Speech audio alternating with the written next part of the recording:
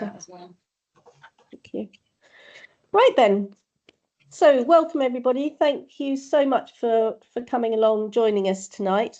We're always very excited to get going with the horse and pony care again, because we reckon it's just such a fantastic competition. So we wanted to get everybody going this time of year, so that then we know that there are going to be plenty of assessors ready to start assessing the area competitions.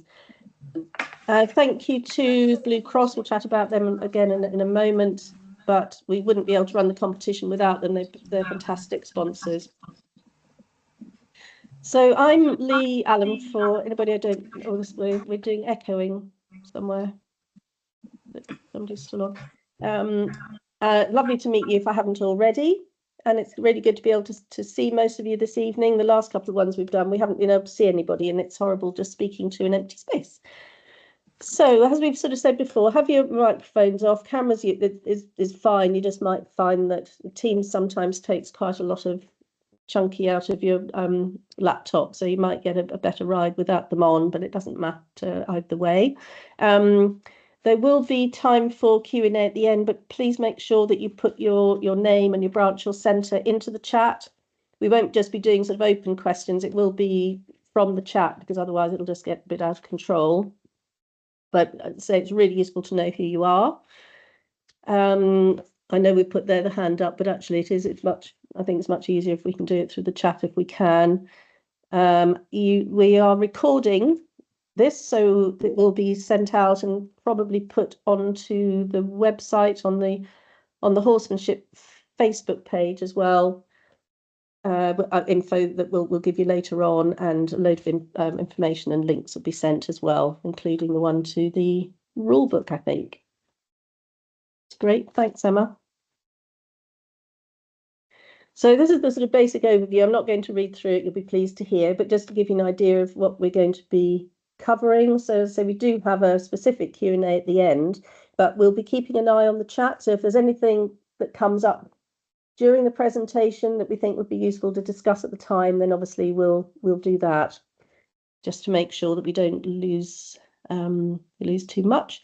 So the team tonight, we have Emma Caudry, who works in the Pony Club office, and she is the one that keeps us all sort of organised and together, works with us all really well, and I don't think ever stops working. Seems to be a 24-hour-a-day, 7-day-a-week person. So yeah, we're very, very lucky to have Emma here to support us. There's Amelia Morris Payne, who some of you may have come across. Amelia travels around the country delivering mainly care CPDs, and will go to any area that would like to have her, and branches and centres, and has really pushed this competition. Amelia is now the chair of the newly formed Horsemanship Committee. It was started in January last year and covers the horse and pony care competition, the quiz, and the art competition. So anything really that's worth doing without a pony, Amelia's the one to help you with it. Amelia is also a centre coordinator for areas 6 and 7 and on the centre membership committee. And Fran is the championship lead writer. She does all the questions and is our lead assessor, so leads everybody sort of on the day at the champs.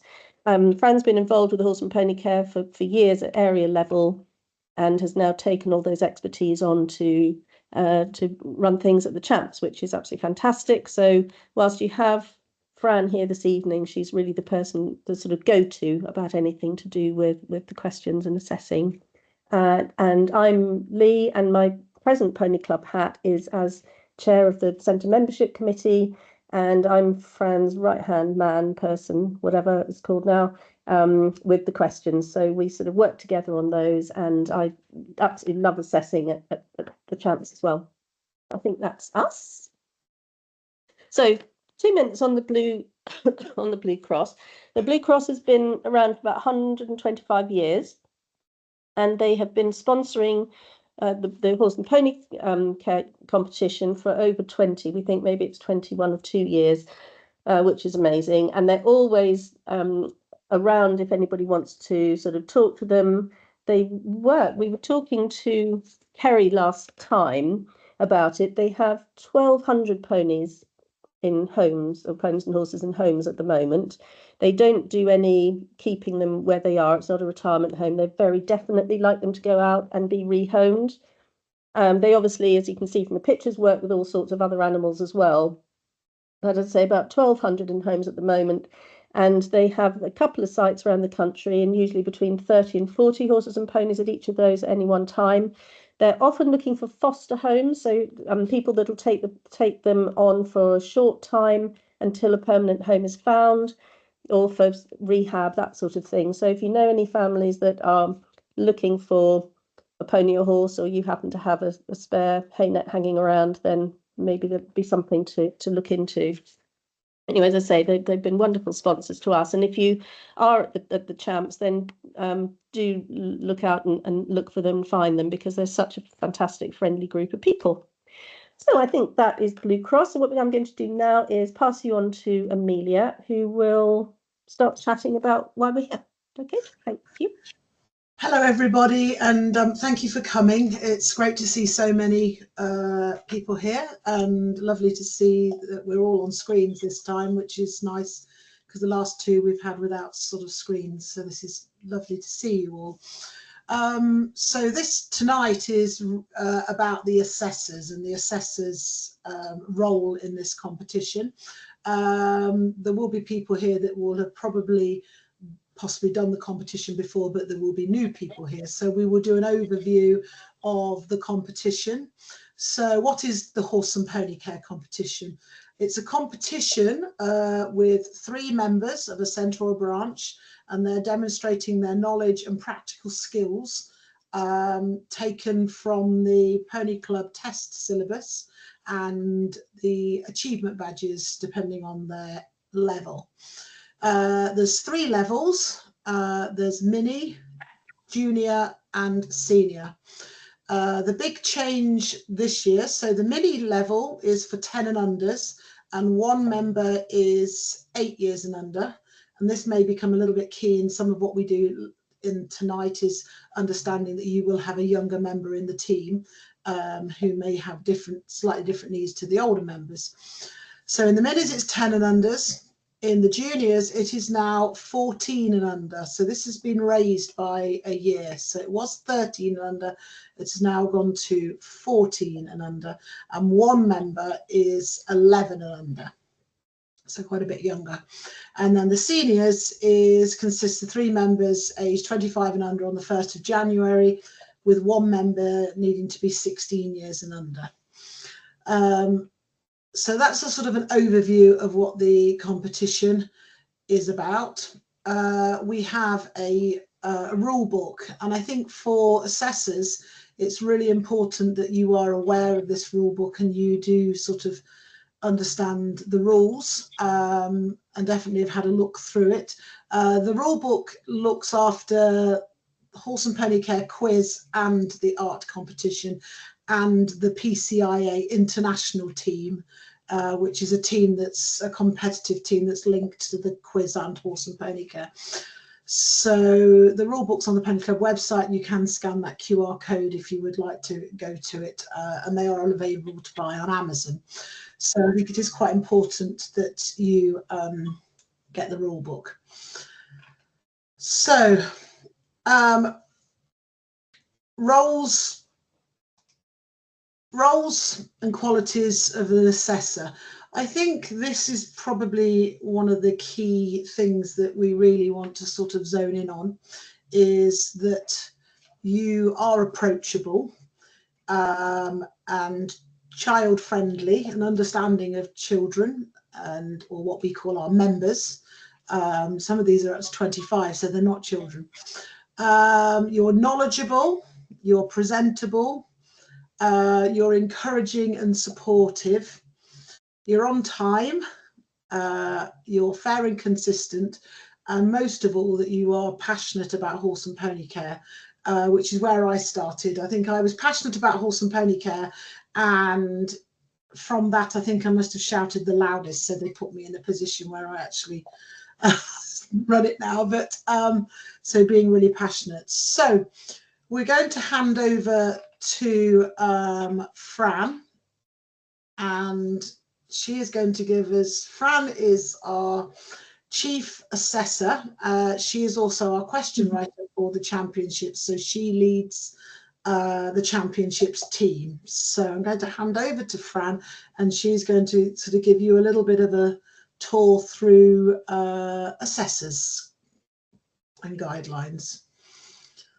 Okay, are we on the slide obviously showing the assessors will, sorry, my dog's joining in, dress smartly, wearing appropriate clothing but nothing with any logos or branding on. Presumably if you've got Pony Club, you know, with just nothing with your branch on if it's area, because you're obviously appearing in a neutral position. Okay, I think we can go on to the next slide, please. Yeah. So you, as assessors, you need to be registered as a volunteer or a coach, and have the safeguarding and so on, which can be managed through your branch and centre. Okay. So how to become an area assessor? I think one of the best ways to become involved with training for this competition. So training, helping your teams and so on, training to get that knowledge of what's the whole competition is about. Speak to your area organizer if you think you might be interested. You're very likely to find, if you do any assessing of the tests or badges or any coaching on a regular basis, you are very likely to be contacted by your area organizer, I think, because we're obviously, or organisers are always looking for assessors, and for each competition there are at least 8 rounds, often 10, depending on the number of people who apply or enter for the competition. That might run over more than one day because you've got your minis, juniors and seniors. So we're often, as organisers, looking for quite a good pool of assessors. So please step forward to DCs or area reps and find out who the organizer is, and please come forward and join us. Assessor levels, well, you can see there what the levels are that you are of the tests. Amelia ran through, or Lee ran through that anyway, for the minis, juniors and seniors. So you do need to be familiar with the tests and badges that cover those levels. Yeah, can we go on to the next one? Amelia did mention quite a lot of qualities that we want people to have as assessors. And I think what I would like to add at this point is, as well, it's a competition the children members do enjoy it. They're always very excited as certainly when they get to the first round, and then they get a break halfway through. But by the last round, they can be flagging a little bit. So you've got to be enthusiastic, so that every time they come to you, you're going to be assessing that same topic all day or for the duration of the competition. So it's like, I think you've got to be a good actor. You know, you've got to maintain your enthusiasm for every team that comes your way as if it's the first one that's appeared. And I think that a really important thing is that not to give away how well or badly they've done, because they're going on through they've got to do 8, as I say, 8 or 10 rounds. So if they're having a bit, you know, if they're not quite sure of the questions, or they don't seem to be doing very well, sometimes they're blissfully ignorant of that fact. And I think it's important that they, if they're enjoying it, great, because they need to go on to their next section, which they may well all be experts on. They may do brilliantly at that section. So it's really important that by the end of the competition, they still feel enthusiastic. They don't feel deflated. They're fine if they feel tired. And then if by chatting or when they get their results, they can see that they didn't have a particularly good section 8 or whatever, then hopefully they can learn from it. If they're in the right, it's keeping them in the right mindset throughout the competition so that they keep learning and having fun, because if they have fun, they'll learn. So going on a little bit now to this one and what the actual day looks like. The questions will be sent to you if you're assessing, usually, well, a minimum of a couple of days before, hopefully a week before. They're going to have to be kept confidential, obviously, but what the expectation is that as an assessor, you will have looked through your questions, and then if you've got any queries, you can contact the organizer or the chief assessor on the day. If they're just minor things, that can, you know, you can ask that question on the day. I think if you've got any query about how your questions are going to, the environment that they're going to be in, I think is really important that you're confident with that. So are you in a stable? Are you in a tack room? Do you have a live pony? What sort of equipment have you got?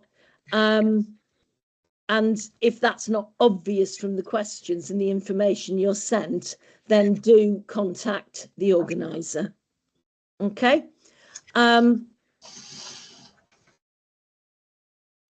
I think that's about it. So, I mean, it was mentioned earlier about being prompt and arriving on time, because you do need to get there and have a good look round and make sure that everything you need is where it should be. And the layout of wherever the competition's being run. When we do it at the championships, we're in this lovely yard that's very easy for the children to competitors to go from one station to the other, and it's very easy to direct them. But you may have a venue where there are 5 stables, and then you have to go round a corner to a classroom or a feed room or some other area, and it's helpful if you're happy with the layout and you're familiar with the layout, and then you can direct your team and tell them where they should be going next. It's always quite comforting to them to know what's happening next, I think. Okay, I think that's reasonable adjustments. Amelia, did you want to say anything about that? Yeah, so we often get members who have reasonable adjustment. These members should have had a form. They should fill out a form, or the parent will fill out the form. There's normally 2 forms, one for the member and one for the parent. They will then submit that to the organisers a fortnight before the competition. So that will give the organisers enough time to review them and then come up with a sort of reasonable adjustment plan for each individual one. I think as assessors, the difficulty for the assessors is often the fact that you've got a lot of members coming through, and it's actually spotting which ones need reasonable adjustment, and often they might have something that signals them to be a reasonable adjustment. Things like, it can be sort of just dyslexia, but it could be, we've had members going through with broken arms, broken legs, hearing difficulties. So being mindful of that, you know, it's something that you need to be quite switched on, so that you're making sure that that member is still getting a good experience of the competition. I tend to sort of, you know, treat everybody with sort of, you know, I try and make sure everybody's treated, you know, fairly, and everybody's sort of having a good experience. But the reasonable adjustment should be given to you early enough for you to be prepared for them. So Amelia, yeah, we've got a question just whilst we're chatting about it in here, asking how is consistency applied reasonable adjustments? I think that sometimes you know, you might slightly reword the question. It might be that it would be the reasonable adjustment is so large. It's things like last year we had a member that wasn't able to wear a riding hat because of the heating, so they only wore a riding hat in the sections with the horse. We've had them where they've needed to sit down on a chair, so they've carried a chair around. We've had them where another member of the team has come in and explained to the assessor that the other member needs this requirement. So it's sort of things like that. So say if they were deaf in one ear, is making sure that they're positioned correctly. I mean, obviously we're not here as coaches right now, but most of you are coaches as well in some shape or form, and possibly could be training teams. But I think if you've got members that are needing support, often the older member in the team is a good spokesman for a member. And I think if you've got a member with sort of learning difficulties, it may be that you make sure that you sort of direct a question at them that's suitable, or if it's an option where they've got to pick, each member has got to pick something, making sure that you've let the person pick first, so that they have got the sort of the pick of the choice. But what I would say as a trainer, that would be one of the things that we would discuss, is making sure that you know, that does happen, but making sure that the member that's maybe got difficulties isn't the one that's left till last and may struggle, you know, with that section of the answer. So I don't know, is there anything else you want to add, Lou? Because there are a couple more questions. What I'm thinking is that we could be talking about this for the next hour, because there's so many issues that could come up. But there is reasonable adjustment training online, isn't there? And maybe what would be useful is for the coaches, or because there are quite a few people saying they have members or whatever. So it must be people that they're training. That maybe that would be a useful thing to do, because it's very useful for all coaches and assessors, isn't it? I'm not sure what's on at the moment. But I mean, I would say to those of you who've said, do I need to complete a form? If you have any doubt at all, complete a form, because the main thing as far as the members are concerned is that there are no surprises for them or for the assessors on the day. So I think it's much better. That would be my personal feeling anyway. I don't know what you think, Fran and Amelia, but yes, we're much definitely. better to know and know in advance, so that then, you know, we can make it as smooth a day as we can for everybody. Yeah, and I think slightly different with the quiz, and obviously we're not talking about the quiz tonight, but for instance, from my experience, you know, we might be practicing quiz things and it becomes apparent that one of the members really is struggling with reading. And so I know we had a discussion the other day and said, actually, we may well fill out a reasonable adjustment for this member, so that we're making sure someone will read for her, because she's definitely struggling. And it wasn't apparent that her reading was weak, because she's very confident and capable, but actually when it came to reading, she isn't. So it's sort of, and I know we're now going off slightly onto training rather than assessing, because I think the most difficult thing for the assessors is that they're coming through and is spotting which member has got which reasonable adjustment, without us putting a large label on them, which is not really what we want them to wear, to say they have got a reasonable adjustment. So yeah, but like I say, the training course is very good for that experience on that. Yeah. Yeah, yes, that's what I would suggest. Well, we'll find the link and pop it in here so that then because that's the place really to bring up any of these questions about consistency and what goes where and things, I think, rather than us and talking about it now at length. Cool. Shall we move on to the next yeah. slide? So the rounds and timings. So at the area, there will be up to 10 stations, and a station could be a stable, a tack room, a feed room, a horse box, sort of as on the yard, so they're actually looking around a horse box trailer. It could be sort of any sort of space where, you know, there is on the yard. Each team will rotate around these stations, answering different questions, and each round may be either practical or theory. So some may have horses, and some may just be sort of large amount of equipment. The minis have a shorter round than the junior seniors, so the minis are only doing 8 minutes, and we find that 8 minutes is plenty long enough.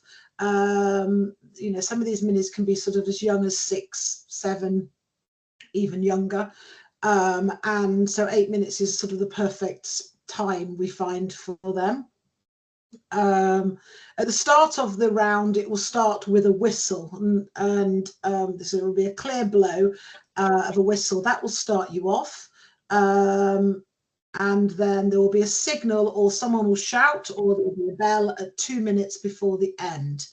So you start to get a bit of a feel of your questions, and we're going to talk about those in a few minutes, but you'll start to get a feel of your questions, and generally you kind of, by the time you get to the 2 minute from the end, you're normally at a similar position with most teams. But the 2 minutes does at least give you time to sort of get the last bit done and sort of, you know, quicken up if you need to. At the end of the round, there'll be a whistle blow. And it's important that you do stop at that point. If you have got a reasonable adjustment, as in a hearing problem or any, you know, make sure you've disclosed that, because that can occur, and then the whistleblower will make sure they're blowing outside your stable so you can hear at the end. And then you would want to move your team on and making sure that you are sending them in the right direction. What will happen often with, if depending on the shape of the yard, one round, say stable 10, might need to walk all the way to the bottom to go into stable 1. And so it's important that whoever is in a stable where they're sort of having to go in a direction that's not obvious, that person in that stable is clear, and they tell the members where they need to go next. There will be around about a 1 minute pause between each round, so that's generally just enough time for you to sort of go on, the members to go on to the next round, and then you start to take the name and numbers of the next team into your sort of stable area. So the questions, so we're going to head back to Fran to start to talk about the questions, and the championships, Fran writes them at areas. They are written by a question writer in the area. We don't set sections like you do for the quiz. So the quiz, we have certain rounds, but for the horse and pony care, we feel that they should be rounded on all the sort of subjects within the test syllabuses and the badges. So we'll hand back to Fran, and she can start to talk. We've got quite a few slides on questions and question technique and level. Okay, so you've got on this slide again what level that these different the minis, juniors and seniors, what the tests and badges they're based on. Okay, for the championships, we tend to, well, we don't tend to, we do, we have the same topics that we select for minis, juniors and seniors, and just the level and what's included in that topic is what changes.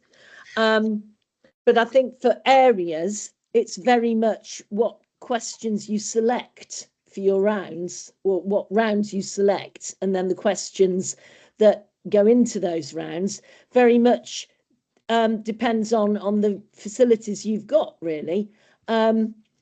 Make the most of all the equipment you can use, and if you've got a centre, for example, that may have several ponies that are quite happy to stand all day, or maybe half a day, and then be swapped for some more.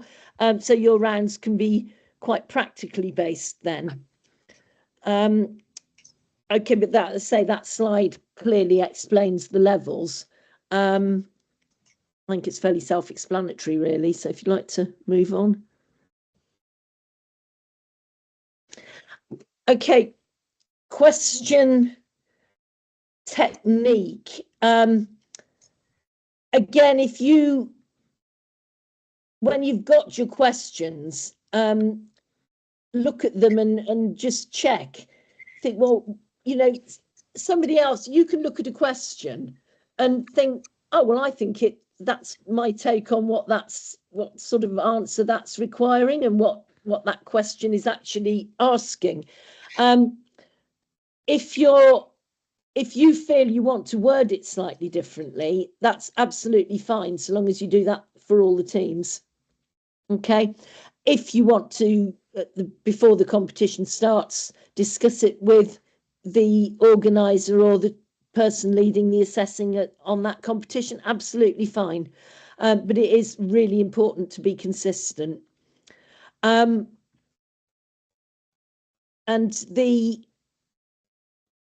for instance, the minis, you're probably going to get quite a lot of closed questions, and they're going to be like, you know, identify these brushes, and it's either a dandy brush or it isn't. You know, you'll get quite a lot of maybe 5-point answers. So certainly at the championships, all the rounds are marked out of 50. I think on some of the area questions that you could access, they were different and would add up to a different amount, but they should all add up to 50. It should be 50 now, shouldn't it? Yeah. The rules say that, yeah, but Yeah. it doesn't always happen, but the No, rules say that. But you'll have a mark scheme, if you like, for each of your questions. It will give the maximum that you can award for that question. Okay, so for the minis, there will be quite straightforward questions. I sort of used boots and equipment as an example, to think that minis, you might say identify. Occasionally you'll have a question that might ask them for the use of that equipment. Juniors would be identify and give the use, and for sometimes comments, for example, if it was boots on the fit. So you could link those things together. Seniors, you'd be expecting identify, use, fit, and give some advantages and disadvantages. So you're gradually upping the opportunity to give more information. It's important that all the team members take part.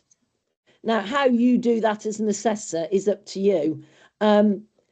And it's, again, look at your questions that you've been given, because some of them will lend themselves very much to a team activity, or even an open discussion where you can lead it a little bit and ask everybody to contribute, or other ones you'll need to, and certainly for the younger ones, you'll need to direct that a little bit more. So if you're asking for 6 reasons for something, you'd ask for 2 each. And I go, well, give 1 and then 2, and so everybody gives 1, and then everybody gives the second one, so that the poor third person isn't always, you know, scraping the barrel for the last thing to say. And again, if you're going to split that up so that you ask different people to actually say something as an individual, that you don't always ask them in the same order. Or, you know, I sometimes say, well, I don't mind who starts first. But the thing is, you do have to really like move them on a little bit, because if you're not, you have to like direct this quite carefully, because it is a tight time frame. And we've had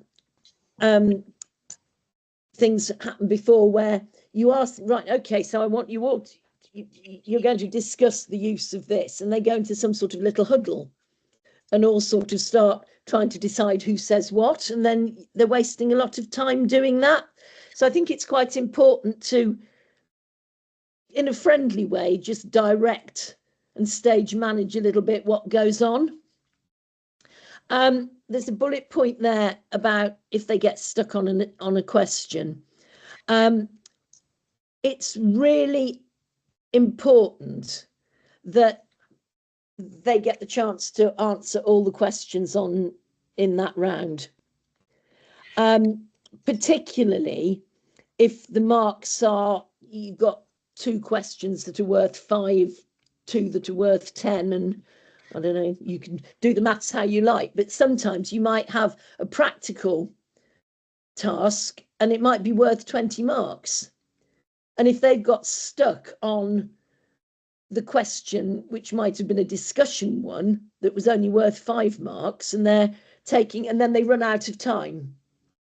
And then we have had quite a lot of problems with that, where they've said, yes, but we knew that, but, you know, when they've seen the marks at the end and they only got 20 out of 50 for that section, because the last 2 questions weren't asked because they ran out of time. And if they're running out of time on something, or probably if they don't know it, as an assessor, you know that. So keep moving down until they've had to go at all the questions. And then, as Amelia said, you've got that 2 minutes. And often by then, if there's something they couldn't remember the name of, you get to the end and then they go, yeah, you know, that's so-and-so that we didn't know. And then they've got the opportunity to do it, but they haven't lost the opportunity to shine on the things that they do know. Because I think that's quite demoralizing for them if they've lost or not qualified, because they didn't have the opportunity to ask something, to answer something. And I think, yeah, just it's the same, making sure they complete the round. And if you move, sometimes you have to move on because they actually are so knowledgeable.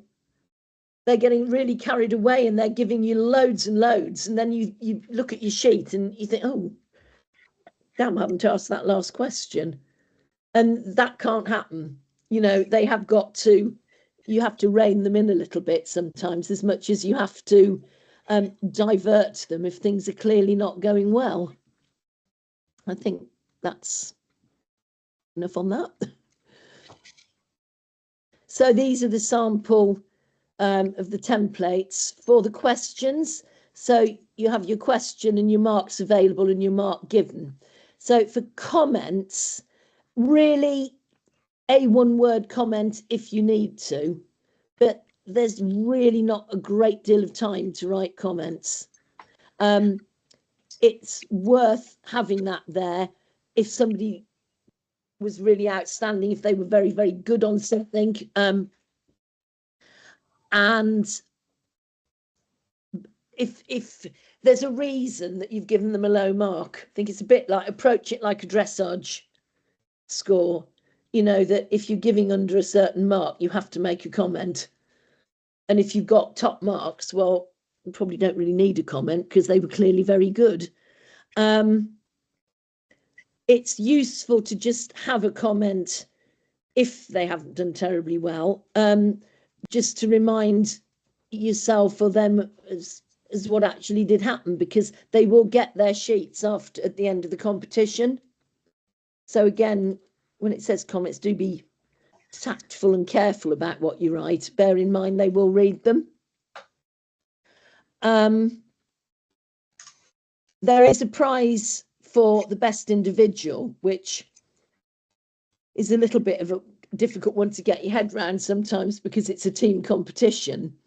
But if you've got a member of the team who is particularly knowledgeable but doesn't hog the limelight and does let everybody else have a go, but maybe will lead the team a little bit as well as having a lot of knowledge, they often, you will just find that somebody consistently through the competition, several of the assessors have noted their name down. So that's when you get your best individual. So it is difficult to get, it's difficult to talk about, but actually when it happens and you do get a good individual, it's like they come walking around with a little arrow going ping, ping, ping, look at me, because they are very, it's very obvious, and a lot of people just think, oh gosh, and they put their name down then. Yeah, if you're going to... Fran, I was going to say, with the individual score, one of the, just so that you're aware, what happens is if you write their name in the individual box, what will happen is that then they'll be tallied in numbers. So say maybe one member gets, say 3 members or 4 members get 5 nominations. What would happen then is that you would all get together at the end and have a discussion on which one you felt was the best individual overall. So often the individual sort of picks itself with the highest amount of nominations, but if we get an equal, if you get an equal, then you normally get the all the assessors together at the end to check that they're happy that who they would like to win this prize. And like Fran did say, it's not always about being the most outstanding in knowledge, it's about being a good sort of, you know, looking after the team. And so somebody can be a good individual and they don't answer everything, and that's not what we want. We want the whole team to answer. So like Fran said, sorry Fran, that's, yeah, I think that's, is anybody, there's somebody's got a hand up, but do you want to take that now, or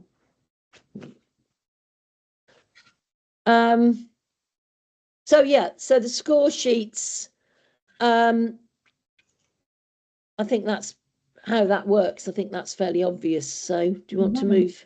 Do we know? I haven't seen a hand. It's not showing on my screen. It's Meg Green. Hello.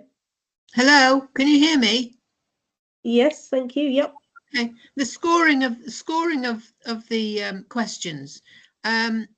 You gave an example of wanting 6 pieces of information. So ask 2 from each child, but it may only be 5 points. So how do you score that?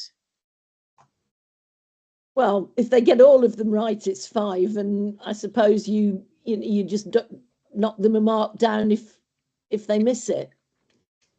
But we need to be black and white about it, really, don't we? Well, maybe we'll make sure the questions mathematically tie up. That's a good point, yeah. I think when it comes to answering questions, it would also depend the speed and the delivery of the answer, which would affect the score.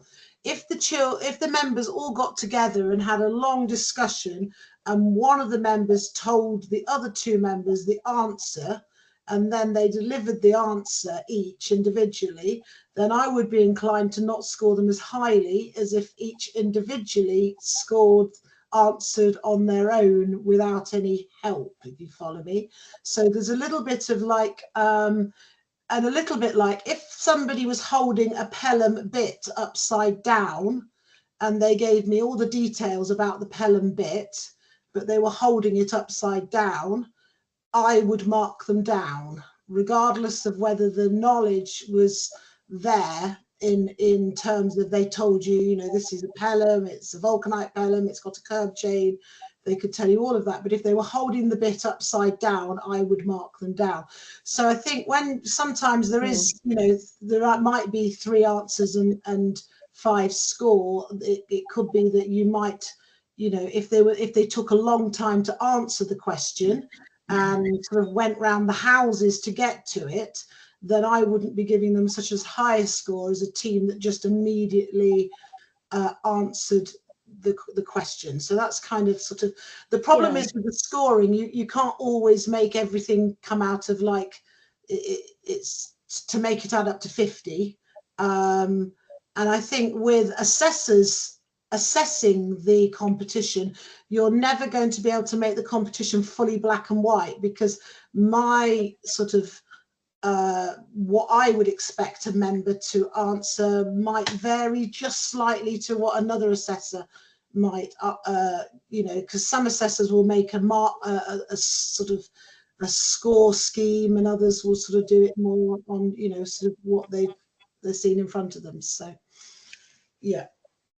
Yeah, and I mean, there's 2 examples on this slide anyway, highlighting that really, because give 6 signs a pony looks healthy, and it's a 10-mark question. But you could give all sorts of, you could give more than, I mean, there are more than 6.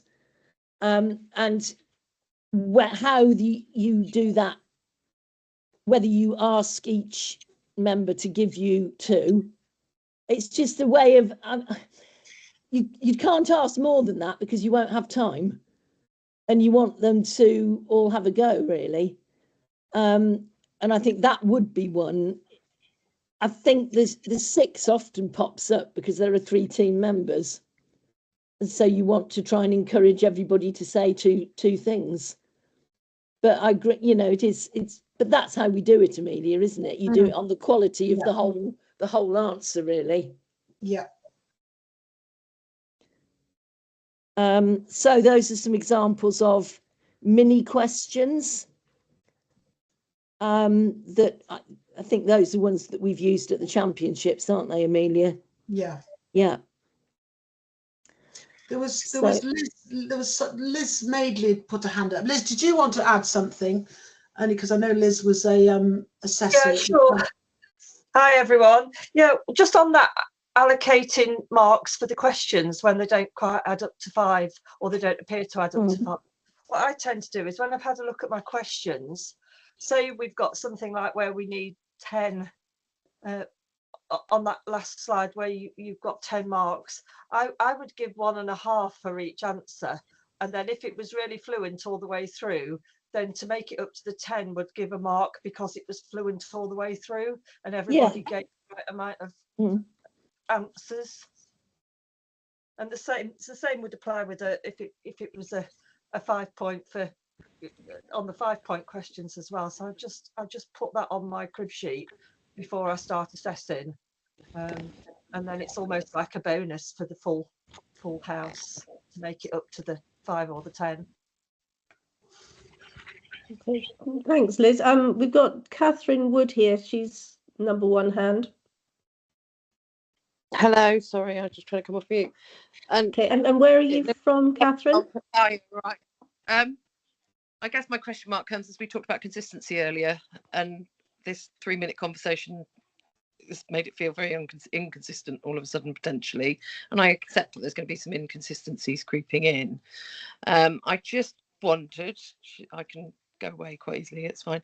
But it just wondered, looking at the score sheet, actually, is there something around that we do the answers for the questions, as in if there's 6, you know, I don't want to recast it all, but is there something rather than giving them 6 points and 6 answers and all that sort of thing? Is there something around, and the lady before just mentioned about bonus point, is there a box at the bottom that says, actually, if we ask for 6 things, we give them 6, but actually at the bottom we have something that says team presentation, team workmanship, or something else, so that actually we're going to get potentially less grumbles from parents whoever is coming with teams, because they'll go, but we gave you 6 answers. Well, yes, they gave us 6 or whatever it might be, but we docked a couple of marks off the overall team thing because only one person gave us those 6 answers. I'm just wondering if there's a better way of phrasing the inconsistency of judgment, if that makes sense. Yeah. Sorry. So we previously did have a teamwork score. Over the years, it's been a different score. Sometimes it was 10 for quite a long time, and then it was changed to 5. And what we found is that the teamwork score generally were either given, if it was when it was 5, we were given 5 or 4. And so it became that it wasn't really of any value to the competition because they were pretty much, everybody was giving them sort of a very similar teamwork mark. And so it was felt better that actual scoring was used within the question and the knowledge base. So that's why the sort of teamwork mark was removed from the competition. It didn't really feel like it was working, and I think there was quite a lot of discussion with the assessor team that it wasn't actually working for the benefit. And before that, it used to be a turnout mark, but again, we didn't feel that was inclusive to all members on who could have the sort of best turned out, because that's not all members are able to do sort of that within their budget limits. So that was sort of where that sort of occurred. Lee, did you want to add any more to the teamwork mark? Not yet, but we've got Emma has her hand up, so I'm just wondering what she was going to add in case it was anything to do with that. It was more from the point of view of the fact that really where we've been, certainly at the championships, we've been so well briefed and sort of given the questions and things so that we knew exactly what we were doing.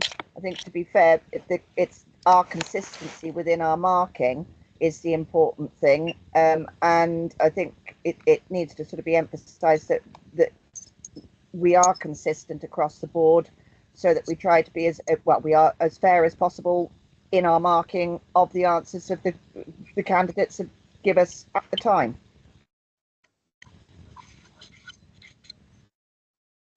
Yeah, I agree. And I think one of the reasons why we've gone 5 and 10 and we've not gone 3 and 8 and 7 and 6 and 2 in the same score sheet is because what often ends up happening is the assessor makes a mistake over realizing that it was like, oh, that one was out of 5 and I've just given it out of 10 by mistake, or they've done, that will sometimes occur. And by having only 5 and 10, it sort of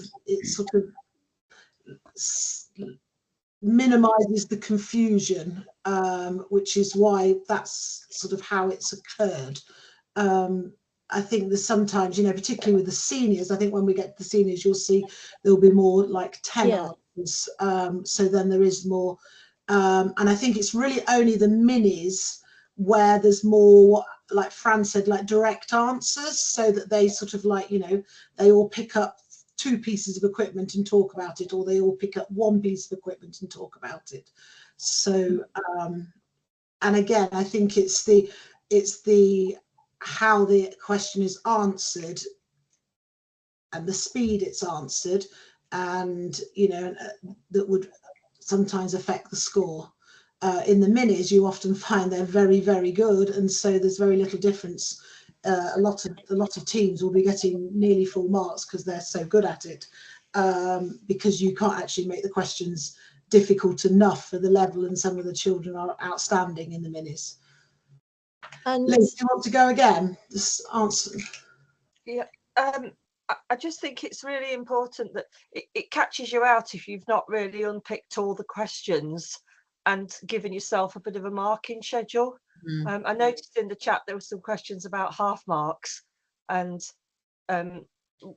we do use those, don't we? So that's fine, but I think you really have to you can't just pick up the sheet and go in almost blind. You just really have to work out key things that you want to find in an answer, and map that against the test syllabi, and then it flows pretty straightforward.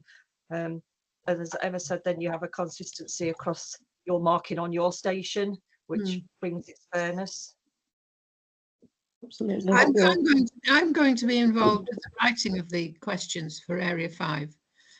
And I'm hoping to have a mark for each piece of information. And then I don't have to do any judgments. And I'm sure to be consistent, aren't I? There's no way around it. I think at the minis, yes. I think by the time you get to the seniors, there's a lot more discussion. And so with a senior question, which I think we'll be moving on into in a minute, you might find that you will need, like Liz has just said, you'll need like a sort of almost this many answers for that question within the discussion. So because obviously seniors, it's much more discussion based, where minis, there's a little bit more just sort of direct answers. Shall we move on to the next lot of questions, because then that might actually help with some of Juniors. the yeah.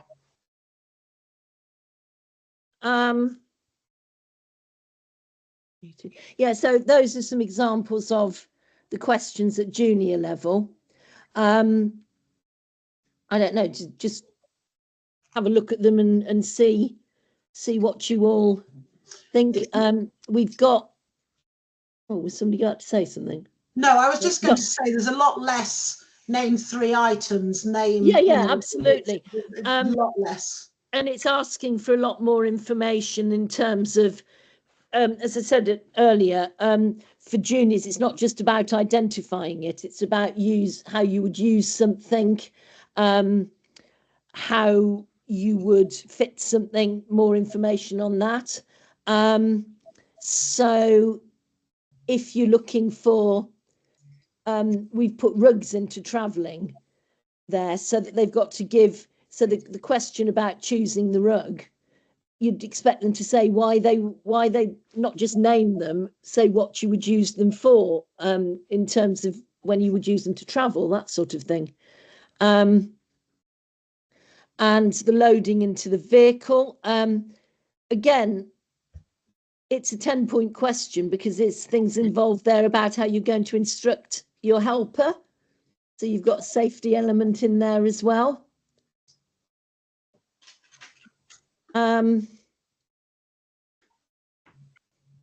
the paddocks, the one on the grass, pony at grass, the ideal paddock for the pony to live in, they can give you quite a lot of, there's a huge choice of things that they can give you there, isn't there? So, and as it is really important to know, you're assessing at that level, what would you expect them to say in a test?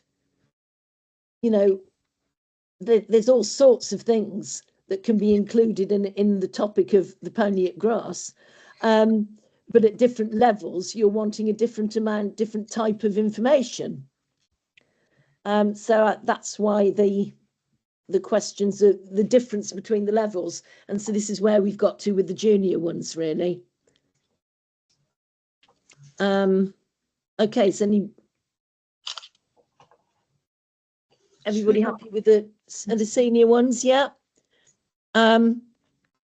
So you've got, again, travelling there, where we've put into that section, that on that particular year, we put in them wanting to, we were asking questions about not just the travelling. So you're not just picking equipment and saying how you'd use it. You're not just saying how you'd load. They're expected to know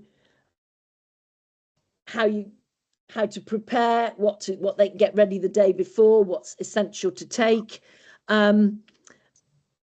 And then we went on through that with aftercare for the competition, and just generally including it from it wasn't just putting something in a horse box or a trailer. It was a lot more information about the general competition care from the travelling point of view. I think as well as Yeah. and as assessor, I think it's quite a really good thing, like Liz said, about making like your own like mark scheme, particularly when you're going into the senior level. I think for a question writer to write the answer that you want for every question when you go up to the seniors, you could be writing for quite a long time. And that could be quite time consuming. And what I would say is if you in the senior level, you would be hoping for more experienced assessors, and so I don't feel that I would need to give like Liz a marking answers for every question, because I would like expect the assessor to have that knowledge, and then they would just build the mark scheme themselves. So yeah, and this is it's totally the point about the horse and pony care competition, isn't it? I mean, it is something you are assessing your round. You're not just going down and looking to see whether the answer that's been written on your answer sheet or legend or whatever they call it when you've already given the answer. You're not just checking they said the right thing. You are evaluating the answers they give, just like you would if you were assessing in a test or a badge. Because quite often there's not a single right or wrong answer. And I think it would be it's essentially a practically based competition. So it would be very difficult to just make it right. That is the only answer to that thing. And if you're going to have a dedicated mark scheme and no opinion from the assessor's not assessing, they're just checking the marks, aren't they? And I think it's important that they have their take on it. And when that's why you get your question sheets beforehand. And so the point of having an assessor's seminar really is that these are the type of things that are going to come up. So how would you deal with, how would you decide whether that was 15 marks for question 4 on the tax one? What criteria are you going to use? And so long as you do that the same for all of your teams, if you're assessing at C+ upwards level, there are a lot of things that you could expect to see. Could I just actually, if I could just add on what Fran's just said, I think as well, looking at when we've had since we've had the change in the tests where we've got learning theory coming in and we've moved from the 5 freedoms to the 5 domains, I found it really useful to have a look at where the members are directed or where coaches are directed for resources, such as onto the World Horse Welfare site. Look at the handouts that are being listed on the Pony Club training portal about what's required from the 5 domains, what's required in terms of learning theory. Look at things like positive, negative reinforcement and how that's being explained, and then incorporate that into the marking scheme, because hopefully that's where the coaches are taking the learning from. Yeah. Some of the resources for the learning that the members are being trained against. Absolutely. But I feel very strongly, it is the assessor's job to make a judgment on their team and on the answers they give to the questions. I mean, it's important that all the questions are asked in a consistent way. Yeah, and then how you mark them is how you evaluate their performance as a team when they come to you. Okay. Shall we move on to the next slide? Who's doing that one? I can do that one. Yes. So when we get to the scoring at the end of the competition, it's really important that you don't engage as an assessor in sort of competitions with the team afterwards. If there's any sort of problems, or they're wanting to they need to go to the organising team at the area and make their sort of feedback or whatever, don't get yourself into a conversation with the team manager or a parent. So, and also it's really important that, you know, a lot of assessors are coaches as well. It comes with the territory. We can't get assessors that are not coaches because the assessors need to be of that level. So there may be that you will have some assessors that have, you know, branches that may well have been competing, branches centres who may well have been competing. So it's really important that you're not engaging with these teams, you know, beforehand, afterwards, you know, so that you're maintaining an independence on the day as an assessor. So that's sort of quite important. The other, there's a bullet point on that, was there was no longer a team score, which obviously I've already explained that, and that's something that we felt that wasn't working. It's not that we may well bring it back, I don't know, but at the time it hasn't been working correctly and didn't feel that it was getting the value that we wanted for it. So that's with your sort of scoring. Okay, so on to the next one, ponies, horses, ponies and horses. It's really, really important if you use a horse, if you have a horse in your stable, that you maintain the safety of your members in the stable. It's also really important that you consider the horse's welfare.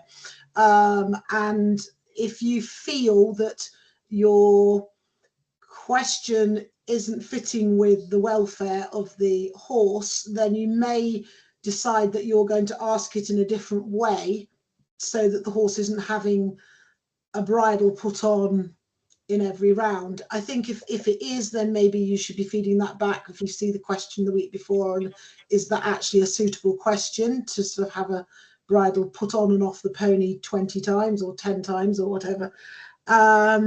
So, and the other thing that you sort of need to be mindful of, if there's pony swaps, that pony, the new pony in is suitable, and if you feel it's not suitable, then you need to flag it up very quickly and get the pony swapped again. So that has happened. We've seen it happen at areas where you've had a pony and then you swapped it for a second pony, and that pony was totally unsuitable, and then that puts sort of the whole thing on a slightly, you know, sort of disadvantage. Hopefully the ponies that you will have will be, you know, quiet, and that's going to be a judgment call on the assessor in the stable, sort of. But safety and welfare of the members and welfare of the ponies has got to be paramount when the ponies are used. And sometimes you may have to get the member to talk about it rather than do it if you feel it's not suitable. But you would need to be consistent. So the do's and don'ts, really. So make sure that you do allow the team to go back to a previous question. It's been occasionally I have started not with the first question. That's something else that I will sometimes do. If I feel that the first question doesn't get a good feel, perhaps it's more difficult, I might start with question 2 and then actually go in the wrong order. But if for some reason the members, you know, you've moved on and then you want to go back, you can offer them to go back. Make sure that you're making the members feel comfortable, you know, with your body language, with the way you use the question style, you know, sort of make sure that you are making them feel comfortable. Be friendly and encouraging.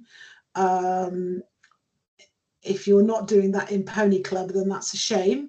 So I think that is an obvious, to be friendly and encouraging.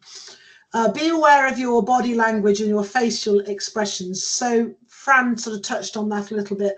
You know, they might not be, you know, scoring really high, but they're probably still having a really nice time. And your body language could be affecting that, and you know, they sort of think of it like that. We've had young members go through teams, you know, go through competitions, had a lovely day, won a rosette because all the minis get a rosette, and at the end of the day I think they were called up first because that was the order they were called up in, and they went away and they thought they'd won the competition, and they were 2 5-year-olds and a 9-year-old, and they had a lovely time. So, you know, thinking about body language is important. And again, ensuring that the team leaves with a positive attitude, because we want them to come back, and we don't want them to compete. The competition isn't sort of just about winning prizes. It's about what value we're giving these members to how they're learning to care for their horses. By doing this competition, they're coming out and they may be competing in a couple of friendlies in the year. So they could be doing this 3-4 times in the year. They might not do a pony club test for 2 or 3 years, depending on their age. So they may not even do test training. But if they were doing the horse and pony care, they will be doing training for that competition, and then giving, you know, the chance to compete in competitions throughout the year. And that's massive for the members. So, you know, making it a positive thing. So don't be abrupt. Don't sort of overly rush the members. In the same breath, you know, the rushing the members, some members and some teams will do long stories to get to the answers. And so that can be quite time consuming, and you've got to be careful how you manage that so that you don't appear to be abrupt or rushing them, but in the same breath, they're going to complete the round. So you might just sort of have to sort of friendlily say, oh, we're going to move on because we want to get to the end of the sheet, and things like that. You know, and I just think making sure that they're not made to feel uncomfortable or flustered, because that will affect their performance. So really making sure this is a good experience for them. And I've had very few that I feel like I've had sort of from within the teams that I've ever been involved with that have sort of not enjoyed it. They've all really enjoyed it. But that's in the hands of the assessors and, you know, the team that's delivering the competition. So questions, right then. Yeah, I'm having a look through, and I don't know if Elizabeth noticed anything else, but I think most things on here have been sort of covered as we've gone along, because a lot of them were about consistency and fairness in the questioning, and we have chatted about that quite a lot. And I think Liz and Emma, you know, really said the 2 words that are most important with this: preparation and consistency. Liz, did you want to say something else? Put your hand up. Yeah, sorry. I just wanted to flag up Assessor's Code of Conduct in case anybody hasn't seen it. I assume the General Assessors one covers horse pony care quiz and the competition. Yeah, I mean, it's the Assessor's Code of Conduct. Yes, so yes, it would. So that's on the Pony Club website. Yeah. So for anybody who's not aware, Liz and Emma, who also spoke, both were on the Championships assessors team. So that's sort of where they're experienced assessors.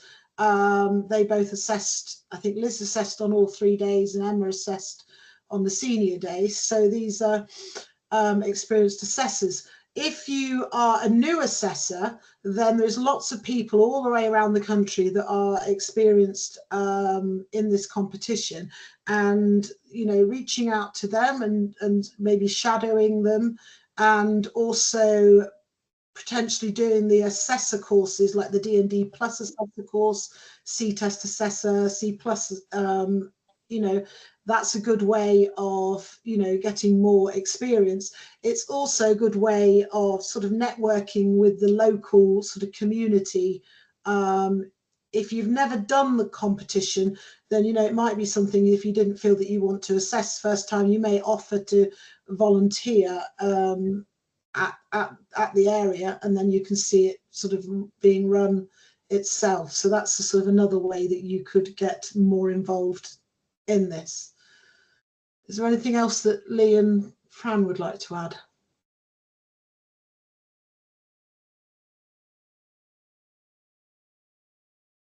Yeah, I was just finding the Assessor Code of Conduct. Hang on a sec. I'm just going to click it in here.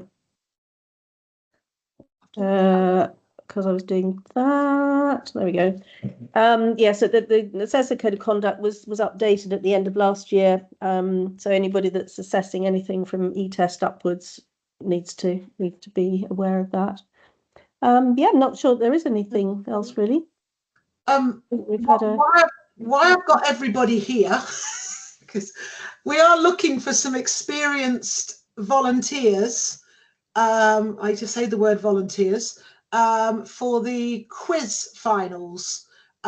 We need some volunteers that would be able to score certain rounds of the quiz.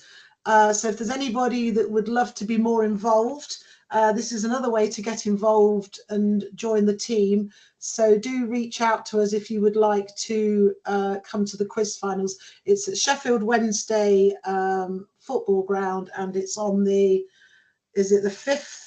4th of May. 4th, yeah, we got that, 4th of May. So we're really, you know, keen to hear from you if you would like to volunteer on that day. So that would be lovely. So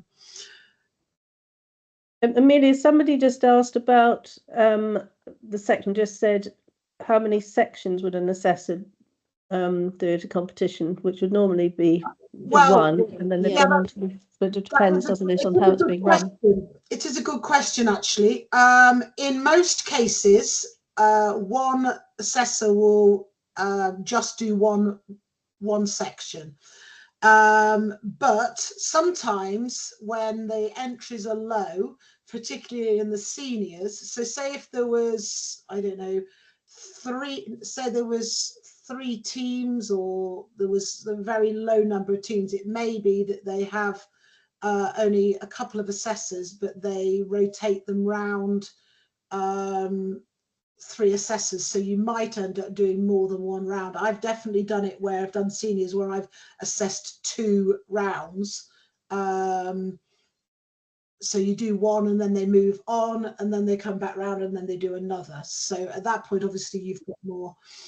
I've also done it where I've had to assess minis and juniors going around at the same time. So you might be, the first 5 teams have been minis, and then the next 3 teams will be juniors, and then you could go back to minis. You do obviously need to be a bit more switched on and organised, but generally the members that are going round will have labels on saying mini or junior or a bib, and so it makes it sort of clear what you're doing. So there can be a little bit of flexibility. What there wouldn't be is that the same assessor needs to assess every team in that level. So yeah, so depending on your competition, so like some of the big areas even run over 2 days because they've got so many entries. So you know, that will be, you will be just doing all minis one day, and then the other areas may only have 4 or 5 teams. So so then you'll be doing, you know, more things in one day.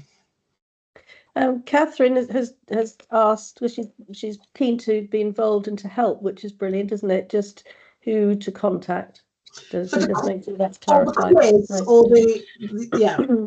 The email address that's up there, that's Horse and Pony Care, will be read by the quiz team. So if there's anybody who wants to help at the quiz, you know, then email that sort of thing. And the same for the Pony Club Championships. If anybody would like to volunteer, you know, there are lots of roles there. So if it's something you want to get more experience in, and you know, then by all means come and help. So yeah, I think that's, is there any more questions, or are we happy? No, I think we're done on questions, which is great. But if anybody thinks of anything after this, then and I'm sure that Emma will be watching her mailbox all night, because as I said earlier, she works 24 hours a day, 7 days a week. So yeah, she'll always be there.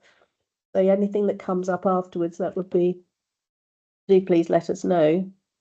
And I think that's the thing, to just sort of, yeah, we'll just all keep in touch. And any of you who haven't done the reasonable adjustment training, it's very, very worthwhile for anybody who's coaching or assessing. And it would be a very real asset for anybody who's assessing in this competition. I think that's probably it. Cool. Yeah, fabulous. Somebody's asked about the CPD. So Emma, are you back in? You must be back in the room now.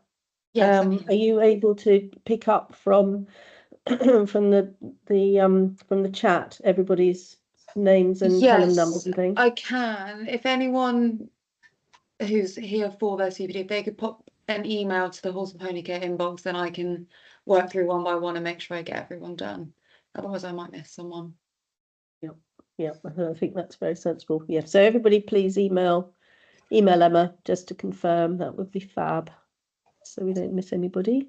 I've Yeah, spotted it from my centre, one of my centres. Nice and easy then. Yeah, I'll do those. So Yeah. thank you so much for coming. Yeah. And if anybody wants any help and support, there's quite a few of us in a big team. There's a committee, so they're all around the country. You know, so do reach out. So thank you very much. Yeah, nice to see you all. Nice. Bye bye. Bye.